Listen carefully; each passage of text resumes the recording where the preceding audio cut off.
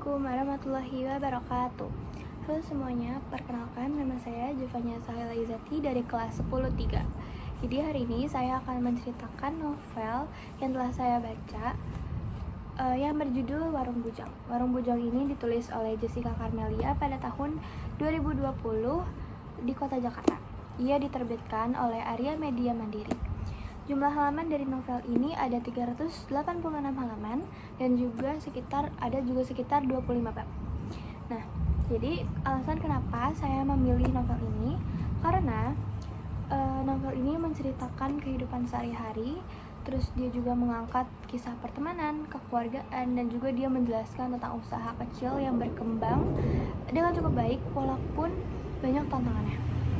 Jadi ringkasan dari cerita novel Warung Bujang karya Jessica Karmelia.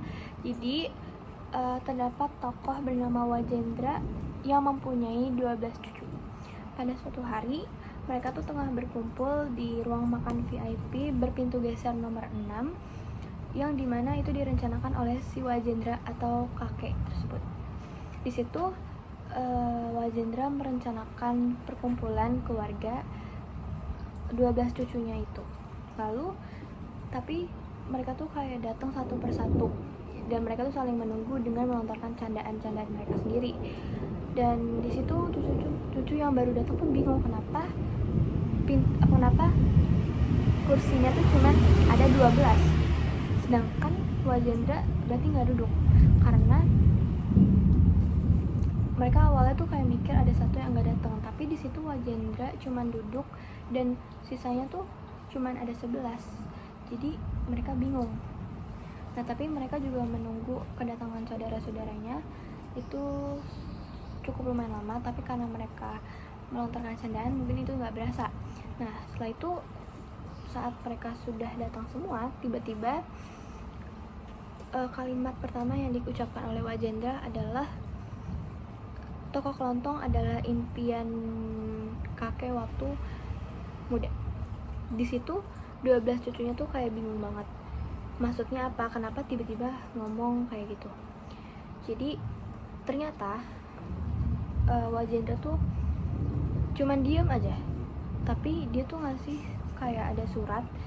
Terus dia ngasih ke meja makan tersebut dan dia tuh memberikan surat itu kepada 12 cucunya. Di situ dia berdiri dan dia segera ingin pergi. Tapi cucunya tuh nahan-nahan gitu karena mereka kan belum tahu ya maksud dari Wajendra tuh apa.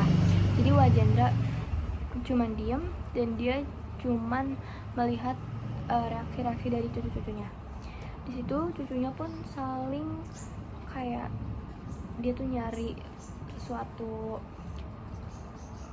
cocokologi dari kenapa tiba-tiba si Wajendra itu ngasih surat kayak gitu.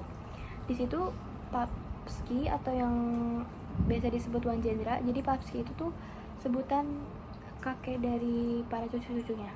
Jadi si Papski ini tiba-tiba kayak ngasih surat dan dia juga pas si cucu-cucunya tuh lagi pada bingung, dia tuh ngomong kalau misalnya saya punya tantangan untuk kalian. Lalu cucunya tuh kayak ngebuka suratnya dengan rasa bingung, dia tuh kaget. Ternyata itu adalah file untuk membuka toko kelontong.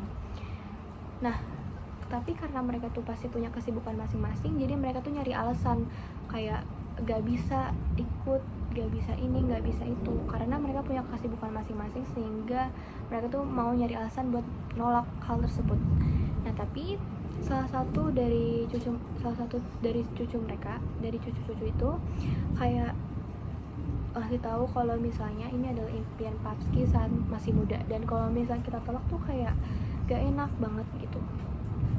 Nah, di situ biasanya kan tantangan, ternyata tuh Papski suka ngasih tantangan ke cucu-cucunya. Jadi kayak itu tuh hal yang biasa untuk mereka.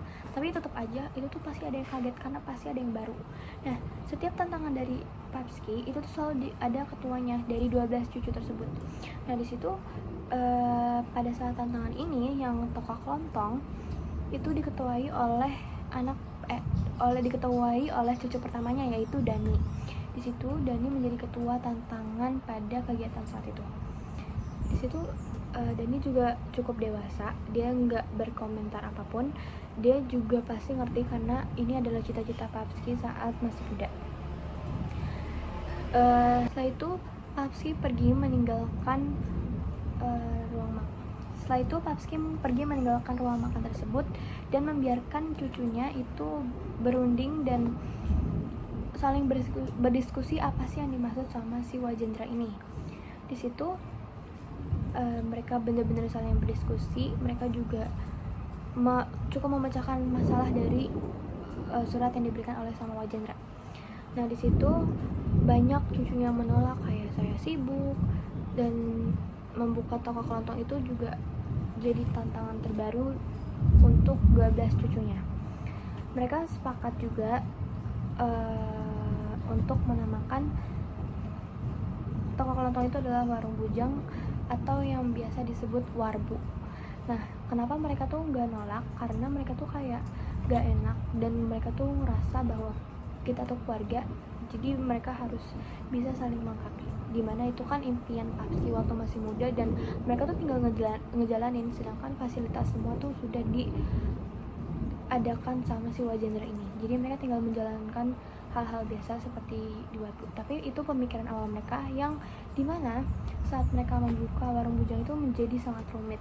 Mulai dari banyak masalah seperti hal-hal kecil yang pada umumnya sebenarnya itu bisa jadi hal yang biasa, bisa jadi hal yang cukup rumit. Itu masalah yang akan selalu muncul di Warung Bujang mereka.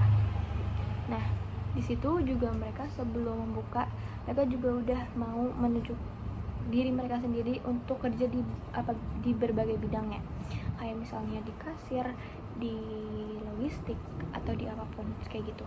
Nah mereka tuh udah menawarkan diri mereka masing-masing. Terus juga mereka kayak berdiskusi tentang apa aja yang akan dilakukan sama mereka nanti saat warung bujang telah buka, di mana warung bujang itu dibuka tapi di situ warung bujang itu dibuka di kebun jeruk. Nah pas mereka ngejalanin beberapa hari itu tuh bener-bener banyak masalah, kayak mulai dari ngebagi waktu. Mereka tuh kan 12 orang dan itu tuh cukup sulit untuk membagi waktunya. Di situ mungkin mereka problemnya di situ. Nah semakin hari tuh kayak setiap anak saat dia ada tugas di warung bujang itu selalu ada masalah per orang, dan masalah itu pasti berbeda-beda. Nah tapi kalau misalnya ada masalah, mereka tuh kayak berdiskusi, itu langsung bareng, dan mereka tuh nggak menumpuk-numpuk masalah. Walaupun pada akhirnya keputusan terakhir mereka juga menutup warung bujang ini, ya karena mereka tahu mereka tuh sanggupnya sampai mana. Jadi walaupun masalahnya begitu banyak, mereka tuh tetap berunding, tetap berdiskusi, dan tetap menyelesaikan semua masalah dengan kepala dingin tanpa menyudutkan satu orang tersebut, karena mereka merasa bahwa itu adalah tugas bersama dan tantangan bersama yang harus mereka kerjakan, dan mereka mengerjakan begitu sampai tuntas. Walaupun pada akhir cerita di novel ini dia tutup, cuman banyak banget pelajaran yang bisa diambil. Contohnya amanat dari novel ini yaitu kan Wajendra itu adalah mempunyai impian. Nah menurut saya impian itu tuh gak harus dilakukan sekarang, itu bisa diwariskan dan diwujudkan melalui kerjasama, kesungguhan, serta keberanian menerima tantangan. Jadi mereka tuh gak skeptis bahwa kita tuh gak bisa, dan mereka tuh gak berhenti di tengah jalan. Mereka udah berusaha sebaik mungkin, dan itu bukan masalah untuk kita sebagai orang yang berani.